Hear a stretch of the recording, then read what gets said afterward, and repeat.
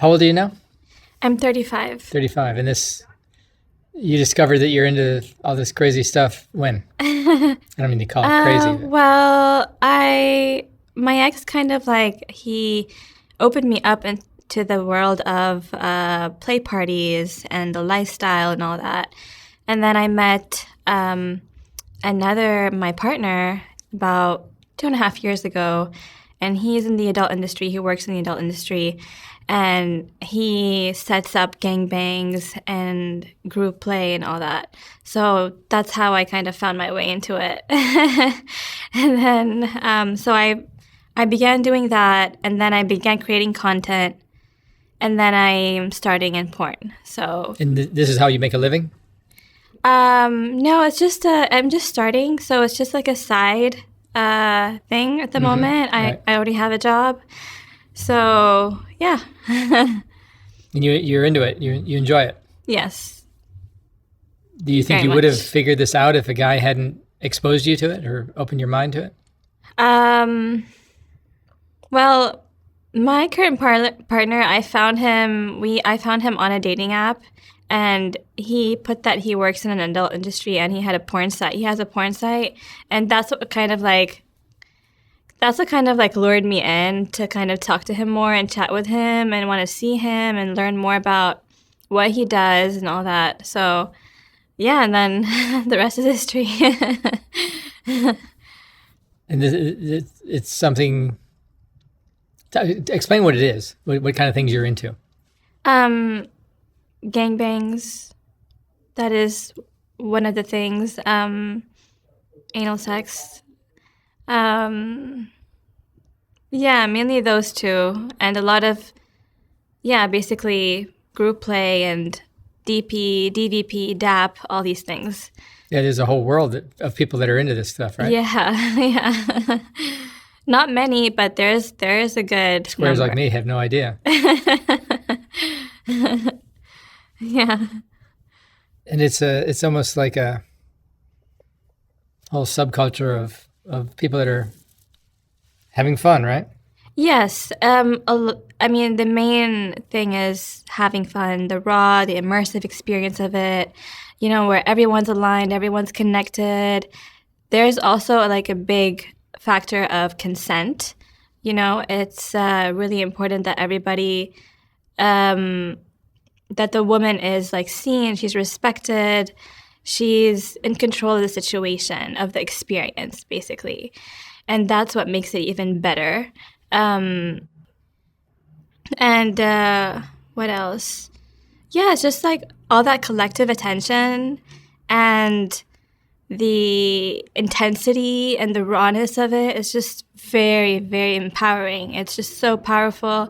It's so much fun. It's like I'm at the end of it, I'm just like blissed. I'm in bliss. I'm walking on a cloud. All the pleasure, all the intensity. It's just amazing. Your sex life was more vanilla, as they call it, before these two guys exposed you to it? I would say, yeah.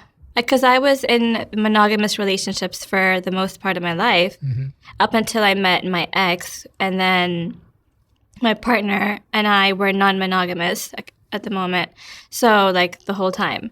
So yeah, definitely. I mean, I definitely, it opened up a whole new dimension for me, and it's just the added energy, it's just the added new experiences that kind of helped me discover myself, because I've always had this fantasy of getting gangbanged. I've always had that, and in my 20s, I guess, and I never thought that it would come to, fruition, to reality. How many guys are we talking about? It can range from around 4 to 10 guys. Yeah. Depending. And where do you find the 10 guys to do this? You put an ad on Craigslist and they show up? Well, thankfully, I don't have to do all that work. No, it's my partner. He vets them out. He finds them. He vets them out, makes sure everyone's tested, makes sure that they can perform in a group. You're using protection or no protection? No protection. But we're all tested like within 1 to 2 weeks before that. Yeah. I won't say anything. You, what kind of emotions do you feel after doing something like that? As a woman, yeah. After I'm done, Mm-hmm. I feel amazing. You do? Yeah, I feel like lighter. I feel like I'm on a high for the next like 2-3 days. I feel like I'm just blissed the fuck out. It's just amazing. But like you feel like desired or Yeah, I feel desired. because so many guys are into you. Yeah, that all that attention is on me. All that effort is being put into me, into my pleasure, into, just getting lost in all of it. Basically, it's just, yeah. I would say I would have gangbangs maybe 1 to 2 times per month, depending. So, yeah. Very interesting. Mm-hmm. Is this something you would recommend to another woman who's... I'm not sure if it's for everybody, but women who have this insatiable kind of need like I do, I can go on for an hour, 2 hours, 3 hours, 4 hours, If you have that insatiable kind of trait in you that you just want more and more and more, then yes, it's for them. But if it's the kind of woman that is like after 5 minutes, I'm done, or after like 10 minutes, I'm good, then no, it's not for them. And drugs are not a part of your life, or they are? Not really, no. I'm not really a drug person. Occasionally, I'll have. But like crystal meth would be a drug that would get somebody in the mood for something like this. No, I've never done hard drugs. I don't even drink or smoke weed, so like occasionally. Yeah. So I'm usually I'm just completely sober, Very interesting. The childhood you had, did that play any role in any of this? Well, I guess it did. I don't know. I do have some childhood trauma, that's for sure.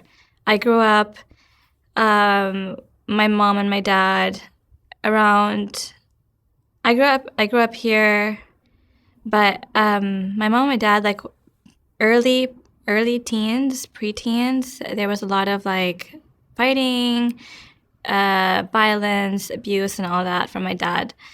So, yeah, that wasn't very. And I did also feel like emotionally neglected by both of my parents. Like they gave us everything. I came from a very, very privileged background. Very, we went on traveling, we went on trips. We have a lot of money. I come from money, but my emotional needs were not like fulfilled. And then my dad and my mom separated. And then my dad went on to create another family with somebody else. So yeah, I mean, once I felt that when my dad like moved out of the house completely and my mom divorced, I did feel like something rebellious started in me, I felt like more wild, Mm-hmm. But when my dad was at home, I was very, I didn't tap into that side of me. So. And there are communities where you can connect with all kinds of other people that are like-minded? Yes, very much so, yeah. Yeah. You're in a big city, there's all kinds of everything. Yeah, in LA there's everything. It's very sex positive. There's a huge community, the lifestyle swinger community that I was like in. I used to go to play parties all the time. And it's a beautiful community. Everyone's so friendly. Everyone is extremely nice, and open, and just like inviting. There's no judgment at all. Like it's an amazing community, and that's nice to hear. I made a lot of friends, and yeah, Now, the gangbang community is like not so much as evident as the swinger community. It's a little different. But yeah. Well, how would you describe yourself? You say you're a swinger, or No, I'm not a swinger. I used to be a swinger kind of with my ex, but we broke up. So I do go to play parties with my current partner every now and then, but I would say I'm a content creator / starting in porn. so there are parties where people will engage in all kinds of stuff like this? Yes. You mean like play parties? Yeah, I guess, yeah. Play parties are just like couples that go and swap with each other. You know, they just like... Oh, I see. Okay. It's not a gangbang situation. It's more like two couples swapping, and then maybe this couple swaps with somebody else. Or maybe they don't swap at all. They just like watch other people, you know?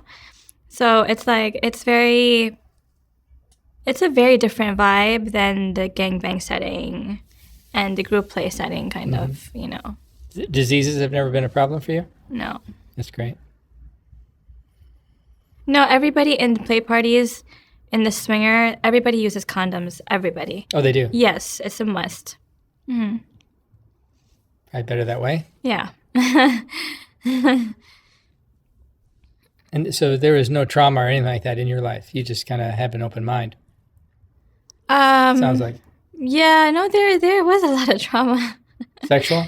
Partly, yeah, I guess, because part of me grew up in a society that was very closed off, and sex was a taboo, and it was just like it was a shame to be out and having sex before marriage, you know? So I was very much kind of sheltered and kind of really held down a lot, and I just wasn't able to do whatever I wanted. I'm also bipolar, so a lot of that trauma comes from that. So, yeah.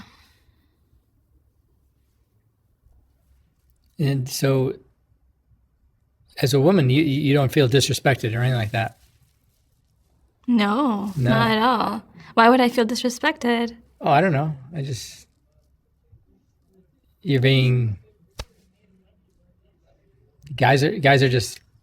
I don't know how to word it. Yeah. No, that's the thing. The guys that are in these situations and these gangbangs are very nice. They're very, like, attentive. They're very considerate. We talk. We don't just like go in right away. We have like this thing where we just sit down first and we talk, and we kind of build rapport and we build a connection, you know. And we all like talk in a group setting. Like it's not just like I don't know them, and some of them I see them over and over again, so they know me. And a lot of them actually, I started seeing them on the side, like on my own, not in that setting, but like just me and them on the side. And so you build a relationship with some of these people because like they see you in the setting, and it's a very like intimate, raw like setting. So it's everybody I met was great, you know, very great personalities, except for this one guy. There's always one. There's always one. And commitment is part of this life for you, or no? What do you mean commitment? Like commitment to one partner? Love, like how would you define love? Is love part of your life, or is it just you're just more into swapping partners? Yeah, of course, love is part of my life. I've been with my partner now for 2.5 years, and I built like a very deep attachment and love for him and care for him. I'm such a square that I think like commitment and love are part of the same thing, but I think for some people it's not. Yeah. No, we're very committed, and he's actually helping me get into porn and all that because he's already in the adult industry. So he's like managing all of that. And Yeah, I mean, it's tough because he has other partners, so it's like he doesn't have a primary partner, but he has like in total like 4 to 5 partners. I'm one of them. So it's tough because yes, there's commitment, but I'm not the only one. And at some point I think with that kind of like lifestyle or situation, non-monogamy, I think men start to kind of compartmentalize.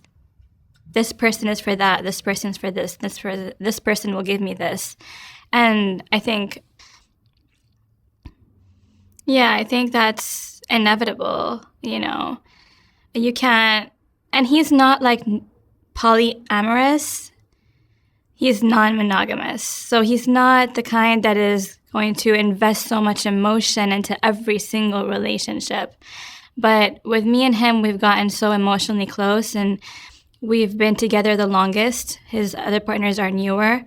So yeah, it feels, I feel like he's family,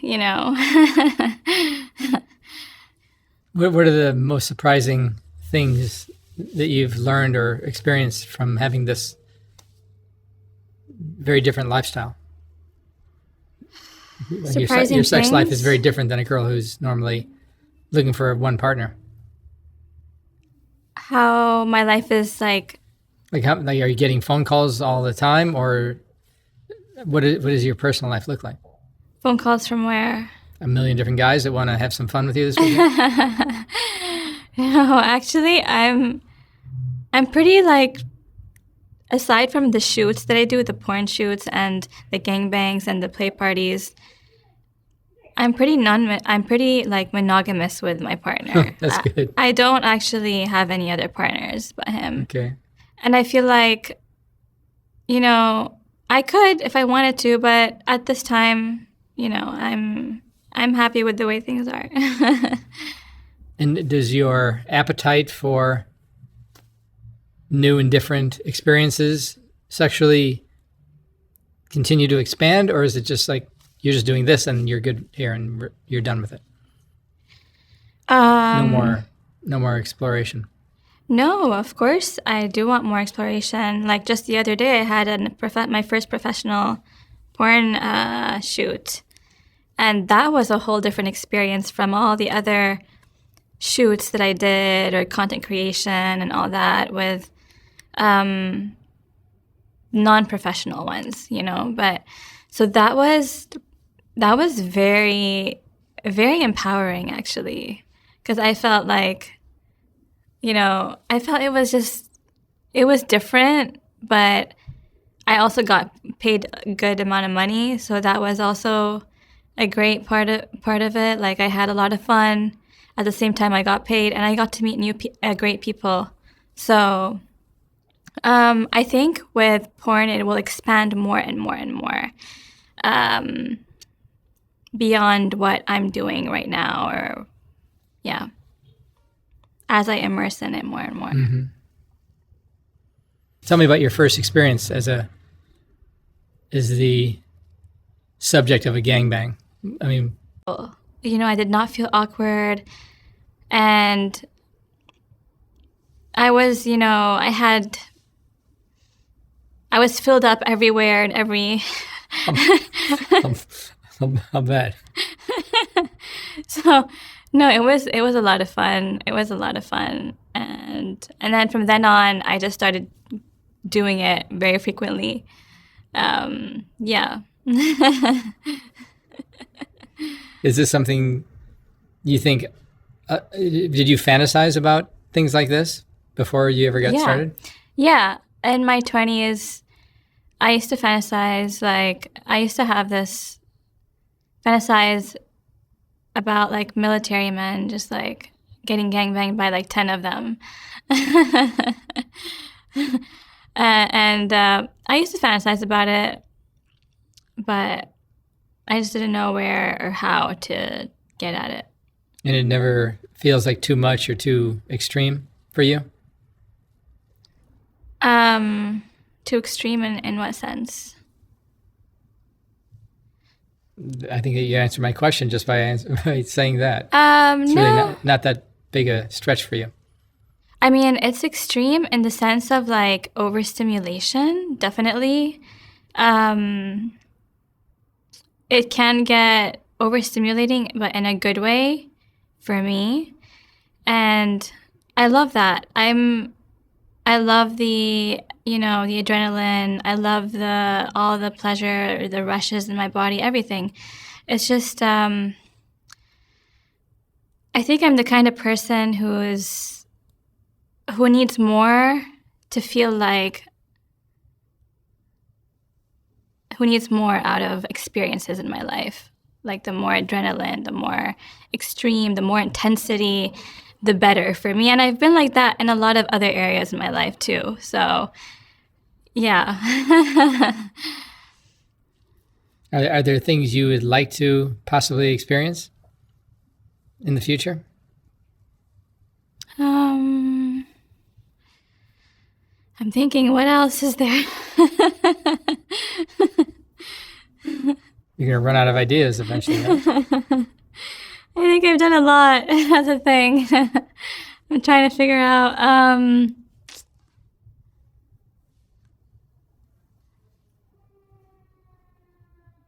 Oh, yeah. Maybe like I've had kind of dabbled in BDSM a little bit. Mm-hmm. I would like to do that maybe in more like intense, more deeply. You'd be on the dominant or the submissive end? Both. Both. Yeah. That's something I haven't really done. I've done it just like on the surface, but yeah.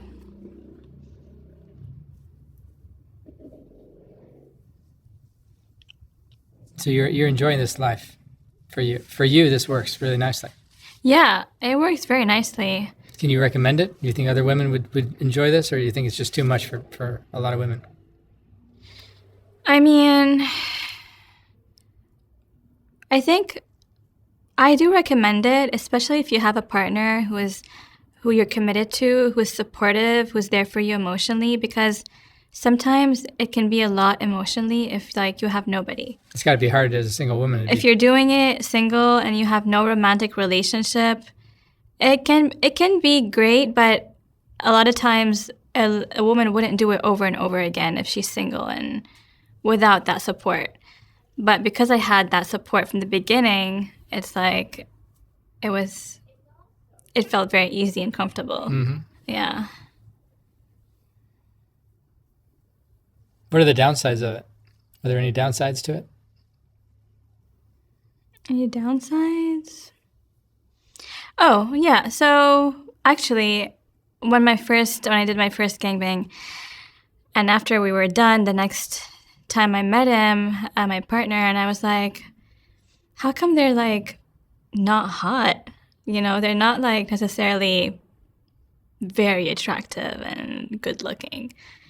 He's like, that's not feasible. That's not always feasible because usually, I have to find men who can perform, and not everybody can do that, especially alpha males or very good looking, attractive men may not be able to perform like a person who is like mediocre or like below average looks wise. So that was something I was very like superficial in that sense. And it kind of humbled me to be able to connect and play with other men that were less attractive than me, or just I wasn't attracted to them that way. But you kind of like put that aside and you just really enjoy everything without getting to, like, I'm not really making love to them, so it doesn't really matter, mm-hmm. right? Yeah, so that's one thing, but you get used to it. Yeah. Has it opened up your mind to love and sex and issues around that? Like, what's the most interesting thing you've learned since you've been exposed to all this? I learned that I wouldn't want to be in a fully monogamous relationship with one person. Too restricting? Too limiting? It's too limiting, and in my past relationships, that like after a year or 2 or 3, I would end up cheating. So it's like, because I just wanted that fresh energy, not that new person, not because the sex life was great, but still, I just wanted somebody new. So